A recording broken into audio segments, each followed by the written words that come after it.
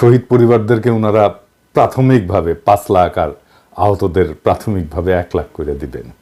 যদি ওনারা আগে বলছিলেন শহীদ পরিবারকে 30 লাখ করে দেবেন ওনারা, আমরা কিন্তু ভুলি নাই এইটা। এই রাখির একটা কাজ ছিল ওই শহীদ পরিবারের টাকা নিয়ে। তো সার্জিস জুলাই ফাউন্ডেশনে যাইতে বলছিল, মেয়েটা গেছিল, সার্জিস ছিল না। এরপরে মেয়েটা ফোন দিছে 3 সপ্তাহ ধরে, সার্জিস ফোন ধরে না। কেন সার্জিস? উপদেশটা তো এখনো হও নাই, তাই না? তার আগে উপদেশটা হও, তারপর না হয় এত ব্যস্ত হইও। এই অভিযোগ সত্য না মিথ্যা আমি জানি না, কিন্তু আমার মেয়ে তোমার কাছে সাহায্যের জন্য যাবে না। ওর তোমাদের সাহায্যের দরকার নাই। যদি সাহায্য করতে চাও, ওর বাসায় যায় শুনবা কি কাজ ছিল। করে দিতে পারলে করে দিবা, না করলেও ক্ষতি নাই। এখন আমি এরকম অসংখ্য শহীদ পরিবারের অভিযোগ পাইতেছি, তাদের উপেক্ষার গল্প শুনতেছি।